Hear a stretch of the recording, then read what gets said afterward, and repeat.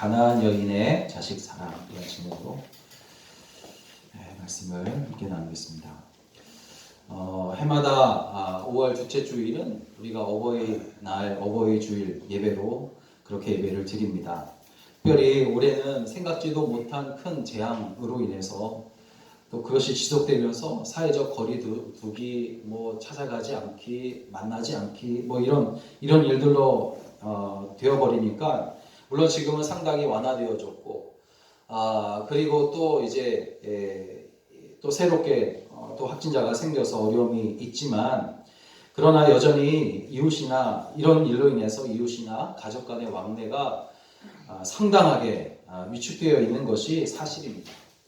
부모는 자녀에게 오지 말라고 그렇게 말하고, 자녀는 나이 많은 이제 부모가 걱정되더라도 찾아가지 못하는 일이 참 많고, 장례가 또 일어나도, 또 결혼식이 있어도, 잔치가 있어도 함께 축하해 주지 못하고 함께 슬퍼해 주지 못하는 그런 일들이 너무나 많아지고 있는 것이 사실입니다.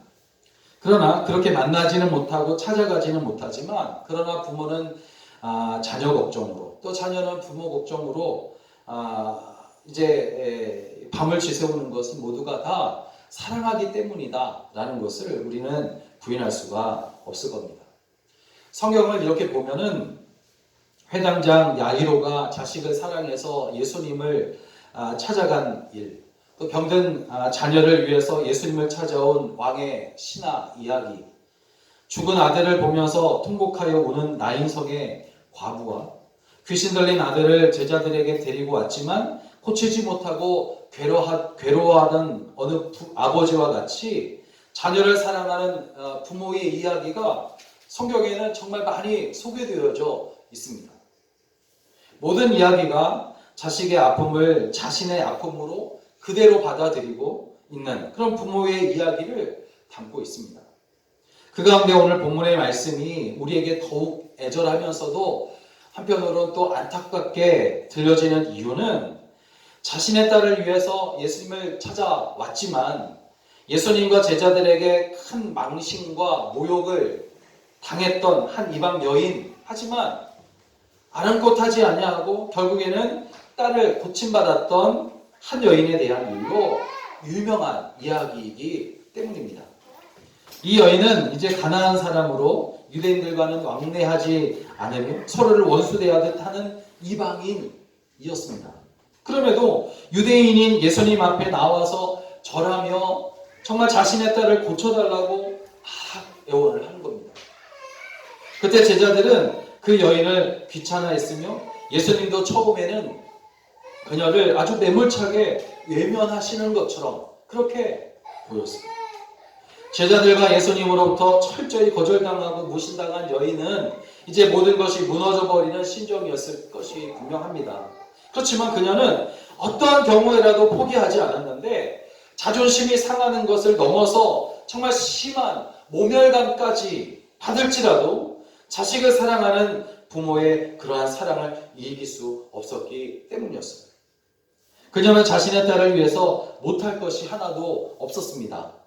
부모였기 때문에 그처럼 참을 수 있었고, 그처럼 악착같이 포기하지 아니하고 정말 구할 것을 구할 수가 있었던 것이란 말이에요. 그야말로 여러분, 이러한 가나안 여인의 자식 사랑은 과연 부모의 자식 사랑이 이런 것이구나 하는 것을 확실하게 우리에게 보여주고 있다는 것이죠. 여러분, 본문을 통해서 오늘 부모의 사랑이 얼마나 큰 것인가 우리가 다시 한번 생각해 보아야 할 것입니다. 어버이 주일에 부모에게 무엇을 해드리는 것도 참 좋은 일이고, 또 자식을 향한 부모의 사랑이 어떠한 것인지 작게나마 이해하고 또 깨달은 것 역시 더 귀한 일이고 중요한 일임을 오늘 우리가 말씀을 통해서 깨닫기를 원합니다. 오늘 본문에 나타난 가나안 여인의 자식 사랑은 어떤 것이었을까? 첫째는 자신을 포기한 사랑이었어요. 이 가나안 여인의 사랑은 자신을 포기한 사랑이었습니다. 22절을 보니까 이렇게 나옵니다. 가나안 여자 하나가 그 지경에 나와서 소리질러 이르되 주 다윗의 자손이여 나를 불쌍히 여기소서. 내 딸이 흉악하게 귀신 들렸나이다. 흉악하게 귀신 들렸나이다. 그렇게 말하는 거예요. 이런 예수님은 공생애의 주 무대였던 갈릴리 지역을 떠나서 이제 제자들과 함께 두로와 시돈 지방으로 들어가셨어요. 그렇게 하신 것은 다른 이유가 없었습니다. 유대 종교 지도자들과 충돌을 이제 피해서 그들의 손이 닿지 않은 그런 조용한 곳으로 가가지고 그곳에서 제자들에게 이제 집중적으로 가르치기 위해서였어요. 말씀을 가르치시기 위해서였습니다. 그런데 갑자기 어디서 이방인인 가나안 여자 하나가 소리 지르며 도움을 요청하는 거예요. 이 일은 이제 예수님과 제자들에게 있어서 계획이 없었던 뜻밖의 일이었습니다. 마가복음 7장 26절에 같은 내용의 말씀이 그 사건이 상황이 등장하는데 그때 마가복음 7장에서는 이 여인을 수로보닉의 여인, 수로보닉의 족속 그렇게 이야기를 합니다. 이 수로보닉의 지역은 어떤 지역이었냐면 이제 이스라엘 백성이 가나안을 정복하는 과정에서 자신들의 땅을 빼앗기고 평생을 살아왔던 고향집에서 쫓겨나가지고 한데 모여 살던 곳, 그것이 바로 수로보닉의 지역이었어요. 그리고 그들이 모여 사는 것이 수로보닉의 지역이었기 때문에 그들을 수로보닉의 족속이다. 그렇게 이야기를 합니다. 그러니까 여러분, 그들은 자신들이 살고 있었던 생활터전을 이스라엘 사람들에게, 유대인들에게 빼앗기고 이제 쫓겨났단 말이에요. 그러니까 유대인들을 당연히 원수 대하듯 볼 수밖에 없고 상종조차 말도 섞을 수 없는 사람들이었어요. 이럴 까닭에 오늘 유대인에게 도움을 청한다는 것은 정말 자존심이 허락할 수 없는 그런 일이었고 그렇게 하는 것을 가장 수치스러운 것으로 생각을 했습니다. 그런데 이 이방인 여자는 귀신 들려 고통받는 자신의 딸을 위해서 유대인인 상종조차 할 수 없는 그 유대인인 예수님께 큰 소리로 절하며 엎드려 도움을 요청하는 거예요. 예수님의 가시는 길을 가로막고 엎드려서 막 도와달라고 애청을 하는 겁니다. 이것은 정말 자신을 포기하고 자식을 사랑하는 부모의 모습을 우리에게 단편적으로 보여주고 있는 것이에요. 자식을 위해서 자신의 자존심 따위는 얼마든지 포기할 수 있다는 부모의 마음, 부모의 사랑을 우리에게 보여주고 있는 것입니다.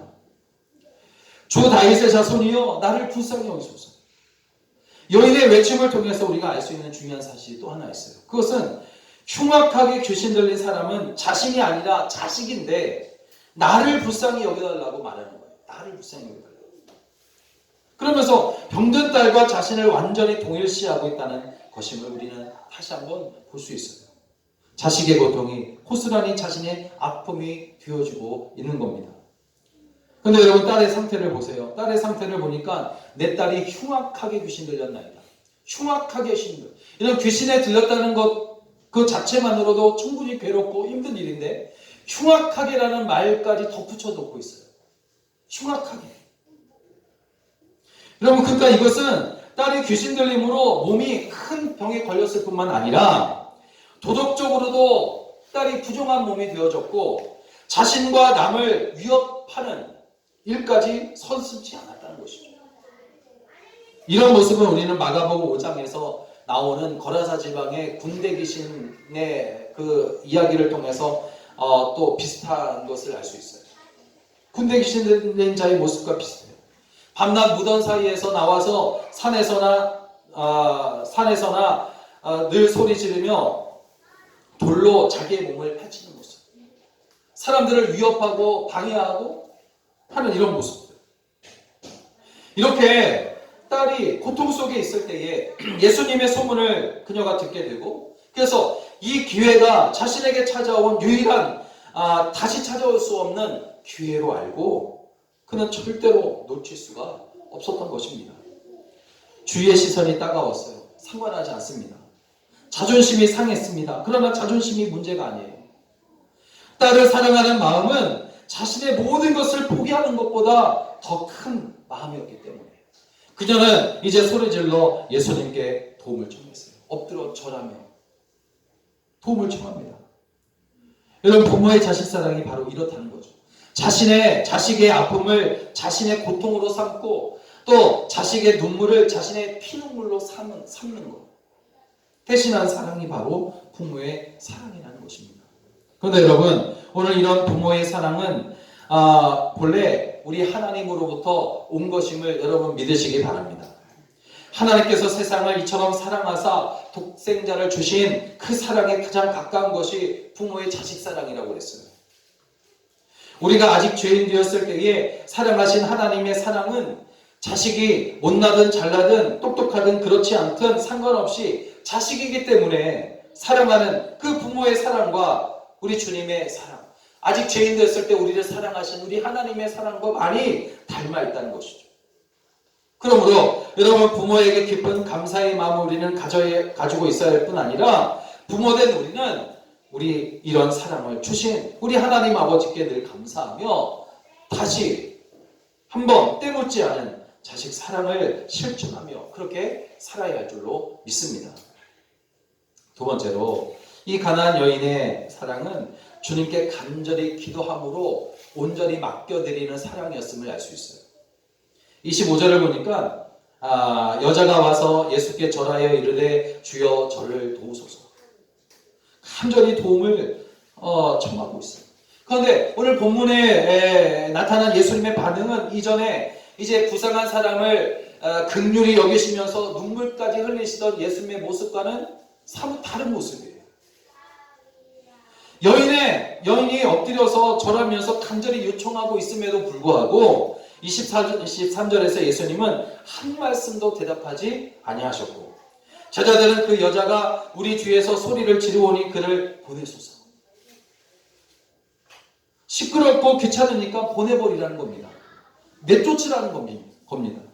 예수님과 제자들의 태도는 이제 간절히 요청하는 가나안 여인의 마음을 더욱 괴롭게 했을 것이에요. 거기에다 한 말씀도 없으시고 침묵하셨던 예수님께서 드디어 한 말씀을 하시는데, 그 대답조차 여인으로 하여금 다시는 따라오며 외치는 것을 포기하라, 따라오지 말라 하는 것처럼 보일 정도예요. 24절을 보니까 예수께서 대답하여 이르시되 나는 이스라엘 집에 잃어버린 양 외에는 다른 데로 보내심을 받지 아니하였노라 하시니. 물론 이제 나중에 알게 된 사실이지만 예수님의 이 말씀은 이 여인을 시험하고자, 이 여인의 믿음을 시험하고자 하신 말씀이었습니다. 그리고 중요한 것은 여인에게 정말 어려운 시험이었지만 그러나 이 여인은 이 시험을 잘 통과했다는 거죠. 여자가 와서 예수께 절하여 이르되 주여 저를 도우소서. 여러분, 여기에서 한 가지 또 떠오르는 것이 있어요. 그것은 바로 어머니가 사랑하는 자식을 위해서 포기하지 않는 기도를 지금 올려드리고 있다는 겁니다. 가나안 여인은 제자들의 냉대와 또 예수님의 침묵과 거부에도 불구하고 그는 계속해서 포기하지 아니하며 절하고 애청하고 있어요. 매달리고 있어요. 자식을 만드는 것은 부모의 기도라는 그런 말을 여러분 들어보셨을 거예요. 한 이야기가 있어요. 성 어거스틴에 대한 이야기를 우리는 잘 알고 있는데, 교회사에 이제 길이 남을 신학자고 또 성자 어거스틴을 우리가 잘 알고 있습니다. 그래서 처음부터 훌륭한 사람이 아니었잖아요. 그는 불량하였고, 단순 불량아가 아니었고 그는 방탕하였어요. 방탕아. 그냥 잠시 어떤 가출했다가 들어온 그런 사람이 아니었습니다. 방탕하였단 말이에요. 그는 창기와 잠자리를 해서 사생아를 낳을 정도로 방탕한 사람이었어요. 한때 만이교에 빠져서 이단에 빠져가지고 여호와 신앙을 버리기도 했었던 사람이 어거스틴이에요. 그럼 그처럼 위대한 사람, 성자가 될 수 있었던 것은 그의 어머니 모니카의 기도 때문이었어요. 자그마치 20년 동안, 물론 그 이후에도 계속했겠죠. 20년 동안 한결같이 아들을 위해서 주님 앞에 엎드려 기도한 어머니의 그 간절한 기도는 마침내 탕탕하였던 아들을 회심케 하고 하나님의 기쁨이 되며 영광이 되는 그런 종으로 만들 수가 있었다는 거죠. 어거스틴은 어머니의 사랑에 기도, 포기하지 않고 했던 믿음의 기도가 만든 사람이 바로 어거스틴이었습니다. 여러분, 자녀를 위해서 평생을 주님께 기도하는 부모의 사랑이 위대할 수밖에 없는 이유가 여기에 있는 거예요. 어느 누가 우리를 한시도 잊지 않고 주님께 맡기는 기도를 할 수 있겠어요? 그 자녀가 말썽을 부리거나 또 다른 어떤 잘못을 저질렀어도 내가 미워서 기도하지 않겠다라고 말하는 부모가 어디 있어요? 오히려 그때에 더 힘써 기도하는 이가 바로 부모라는 거죠. 전에 알고 지내던 분들이 가끔 저에게 전화를 걸어서 혹은 찾아오셔서 이러이러한 기도를 부탁할 때가 있습니다. 그러나 솔직히 그분들을 위해서는 생각날 때 한두 번 기도하는 게 전부예요. 그렇지, 물론 우리 성도들을 위해서는 매일 새벽 이름을 불러가면서 기도하지만 다른 경우에는 사실 그렇게 하지 못할 때가 많아요. 여러분, 매일같이 우리를 위해서 주님께 맡겨드리는 기도를 하는 우리 부모의 사랑은 그래서 크고 위대한 것입니다.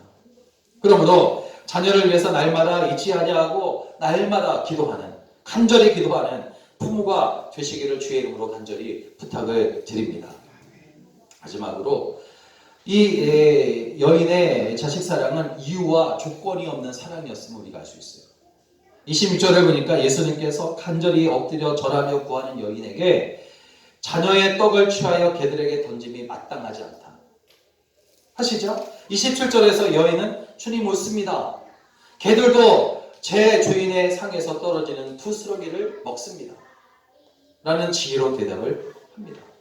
이제 본문의 내용은 절정으로 이제 흘러가게 되는데, 여자가 와서 엎드려 절하며 그처럼 간절히 정말 눈물로 호소하는데 예수님은 아무 말씀도 하지 않으시다가 침묵을 지키시다가 꺼낸 말씀이 너무 황당하단 말이죠.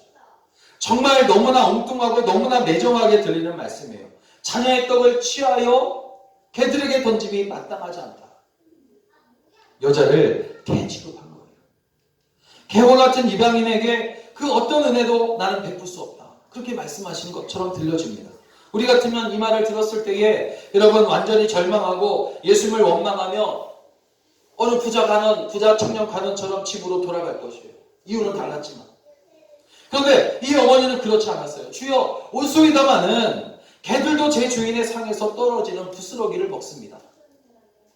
이처럼 개 취급에도 불구하고 끝까지 매달리는 모습에서 우리는 어머니의 조건 없는 자식 사랑, 이유 없는 사랑을 우리는 만날 수가 있는 거죠. 이렇게 본문에 나타난 어머니의 사랑은 이유 없는 사랑, 조건 없는 사랑입니다. 이 어머니는 자신의 딸을 위해서 처절할 정도로 예수님께 매달렸어요. 무엇 때문입니까?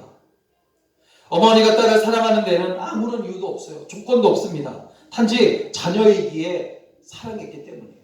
자녀이기에 사랑한 것입니다. 그런데 여러분, 이 본문 말씀을 원어 성경을 이렇게 찾아보니까 예수님께서 본문에서 말씀하신 마땅하지 않다라는 이 말을 원어 성경을 찾아보니까 나쁘다, 옳지 않다라는 아주 강한 부정의 뜻이라기보다는 썩 바람직하지 않다라고 그렇게 의미로 쓰여져 있어요. 썩 바람직하지 않다. 그러니까 여인의 도움 요청을 매정하게 거절하듯 말씀하신 것이 아니라, 말씀하신 예수님의 속뜻은 아예 고쳐줄 생각이 없어서 강력하게 잘라버리는 데 있는 것이 아니라 가나안 여인의 믿음을 시험하는 데 있었다는 것임을 간접적으로 우리가 해석해 볼 수가 있어요. 그럼에도 불구하고 오늘 예수님의 시험에 이 어머니의 말은 참으로 지혜로웠어요. 주여 올소이다마는 개들도 제 주인의 상에서 떨어지는 부스러기를 먹습니다. 이러한 대답에서 이방 여인이 굉장히 지혜로운 여인이라는 것을 발견하게 돼요. 왜 그러냐? 먼저 여인은 주여 올소이다마는 이라는 대답을 통해서 이방인을 유대인과 구별하여 자신의 요청을 거절하는 예수님의 말씀에 전적으로 동의했어요. 예수님께서 하신 말씀에 대해서 동의하고 있어요. 먼저 맞습니다. 주님께서 하신 말씀이 맞습니다. 이렇게 이야기해요.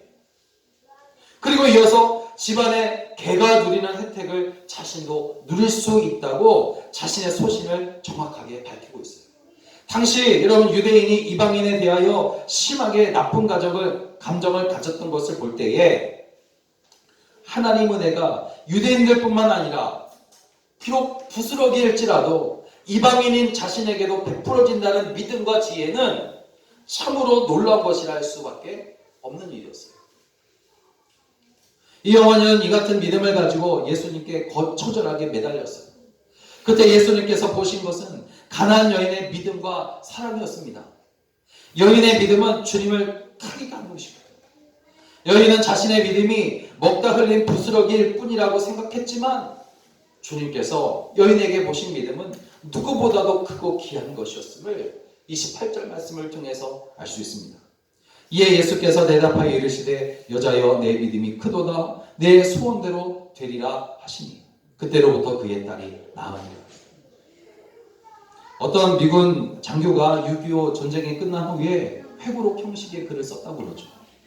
그러면서 자신이 본 여러 장면들 가운데 가장 정말 가슴 아픈 장면은 이것이었다고 해요. 젖먹이를 얻고 피난하던 한국의 어머니들의 모습이었다. 그렇게 이야기하면서 이런 글을 씁니다. 피난 중에 가끔씩 공습이 있었는데 어디선가 날아온 비행기들이 피난민들을 향하여 기관총을 난사하는 경우가 있었습니다. 그래서 피난민들은 비행기 소리만 들리면 모두들 짐을 내버리고 살기 위해서 논두렁으로 재빨리 몸을 숨겼습니다. 하지만 아이를 업고 있는 어머니는 빨리 피하지 못합니다. 미처 숨지 못하게 된 어머니들은 한결같이 등에 업고 있던 아이를 자기 품속으로 돌려 안습니다. 그리고는 땅에 엎드립니다. 비행기에서 난사된 총탄은 때로는 엄마의 등을 꿰뚫고 아기의 가슴까지 꿰뚫어 버립니다. 비행기가 사라지고 나면 아기를 꼭 안고 죽은 엄마와 아기의 시체가 유독 길바닥에 많았다고 합니다. 그러나 다행히 엄마의 가슴까지만 총알이 박혀 살아남은 아기들은 죽어 피범벅이 되어 있는 엄마의 품속에 안겨서 울고 있었다고 합니다. 어머니의 사랑은 자신의 목숨을 던져서라도 자녀를 지키려는 숭고한 사랑입니다. 어느 미군 용사가 미군 장교가 쓴 회고록에 이런 글이 있다는 거죠. 여러분, 아무런 이유와 조건이 없이 주는 사랑, 그것은 바로 하나님의 사랑과 많이 닮아 있어요. 하나님 아버지는 우리가 아직 죄인 되었을 때에 독생자를 우리에게 주셨고 우리의 죄의 짐을 그에게 지우셨으며 말할 수 없는 고통 가운데 십자가를 지시고 거기에 달려 죽으셨단 말이에요. 하나님은 바로 우리를 이렇게 조건 없이 사랑하셔요. 하나님께서는 이러한 사랑을 오늘 부모에게도 허락하셨습니다. 그래서 이런 부모의 사랑을 통해서 부모와 자녀들로 하여금 하나님의 사랑이 어떠한 사랑인가를 이해할 수 있게 되는 거죠. 여러분, 이러한 부모의 사랑을 오늘 어버이날을 맞이해서 결코 잊지 않기를 주의 이름으로 부탁을 드립니다. 그 사랑이 지금의 우리를 있게 만들었다는 사실을 우리는 기억해야 합니다. 더 나아가서 그 사랑이 우리로 하여금 하나님의 사랑을 잊지 않도록 계속해서 이제 이야기를 해주고 있다는 겁니다. 사랑하는 여러분, 오늘 본문의 가나안 여인에 대한 이야기를 우리는 얼마나 많이 들었습니까?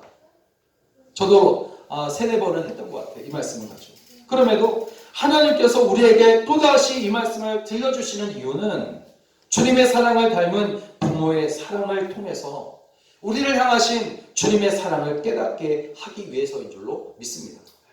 자녀를 사랑하는 부모는 자식을 위하는 일이라면 자신을 기꺼이 내던질 수 있어요. 자녀를 위하여 몇 날, 몇 달, 몇 년, 몇십 년 평생을 눈물로 기도하는 부모는 마침내 하나님의 응답을 받아내고야 말 것입니다. 왜냐하면 부모의 사랑은 이유와 조건이 없는 사랑이고 그 사랑은 바로 하나님의 사랑에서 나온 것이요 또 하나님의 사랑과 많이 닮아있기 때문이에요. 이러한 사랑을 오늘도 여러분 가운데 간직하시고 자녀를 또 부모를 사랑하는 여러분 다 되시기를 주의 이름으로 간절히 부탁을 드립니다. 기도하겠습니다. 거룩하시고 자비로우시며 우리에게 늘 사랑을 베푸시는